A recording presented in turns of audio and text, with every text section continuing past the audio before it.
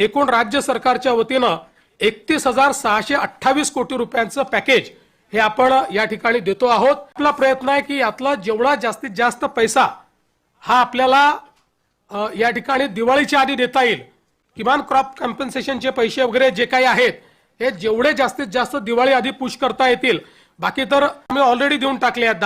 तर नमस्कार शेतकरी मित्रांनो, पूरग्रस्त शेतकऱ्यांसाठी आणि अतिवृष्टीमुळे नुकसान झालेल्या शेतकऱ्यांसाठी आजच्या पत्रकार परिषदेमध्ये मुख्यमंत्र्यांनी सर्वात मोठा निर्णय घेतलेला आहे। आजपर्यंत सर्वात मोठं पॅकेज देण्याची घोषणा मुख्यमंत्री यांनी केलेली आहे। 31,628 कोटी रुपयांची मदत शेतकऱ्यांसाठी त्यांनी जाहीर केलेली आहे। काय अपडेट आहेत हे पाहूया आणि कोणाला किती रुपये, कोणत्या नुकसानीसाठी किती पैसे मिळणार आहेत हेही पाहूया। तर व्हिडिओला लाईक करा आणि चॅनलवर नवीन असाल तर आताच आपल्या चॅनलला सबस्क्राईब करा, कारण तुमच्या फायद्याच्या बातम्या या चॅनलवर सर्वात आधी पाहायला मिळतात। तर शेतकरी मित्रांनो, आजपर्यंत सर्वात मोठं पॅकेज शेतकऱ्यांना देण्यात येणार आहे। प्रत्येक कोंबडीमागे 100 रुपये, तर विहिरींसाठी किती मिळणार, कोणत्या नुकसानीसाठी किती पैसे मिळणार। तर राज्यातील शेतकऱ्यांसाठी 31,628 कोटी रुपयांच्या पॅकेजची घोषणा करण्यात आलेली आहे।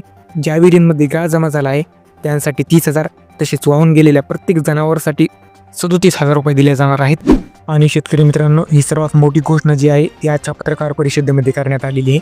त्यामध्ये असेही सांगण्यात आलेले आहे की 31,628 कोटी वेगवेगळ्या प्रकारच्या नुकसानीसाठी दिले जाणार आहेत।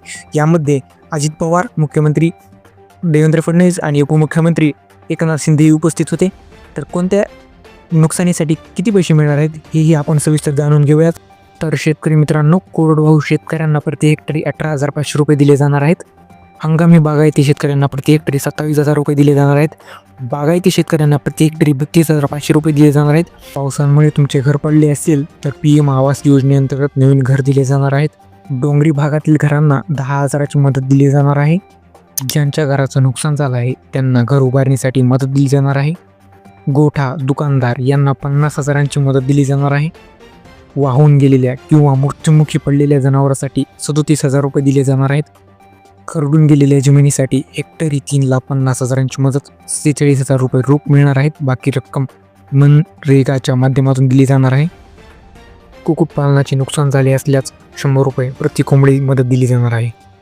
आणि विद्यार्थ्यांचे परीक्षा शुल्क माफ केले जाणार आहे। तर शेतकरी मित्रांनो, एवढ्या नुकसानीसाठी हे पैसे मिळणार आहेत। आणि शेतकरी मित्रांनो, जर तुमचे काही नुकसान झालेले असेल तर तुम्हाला देखील पैसे मिळणार आहेत। आता आपण पाहूया की कधीपर्यंत तुम्हाला हे पैसे मिळतील। याबाबत बोलताना एकनाथ शिंदे म्हणाले की ही दिवाळी काळी होऊन देणार नाही। आमची अशी भूमिका आहे की शेतकऱ्यांना दिवाळीपूर्वी ही मदत मिळावी, शेतकऱ्यांनी खचून जाऊ नये। सरकार शेतकऱ्यांच्या पाठीशी आहे। पंजाब, तामिळनाडू, कर्नाटकपेक्षा जास्त निधी आपण दिला आहे। पीक विम्यातही मदत दिली जाणार आहे। शेतकऱ्याला वाऱ्यावर सोडणार नाही असा निर्णय त्यांनी घेतलेला आहे, असं बोललेले आहेत एकनाथ शिंदे। तर शेतकरी मित्रांनो, आनंदाची बातमी आहे, तुम्हाला दिवाळीपूर्वी ही मदत मिळणार आहे। दिवाळी तुमची होणार आहे गोड। शेतकरी मित्रांनो, जर तुम्हाला काही अडचण असेल तर कमेंट करून सांगा।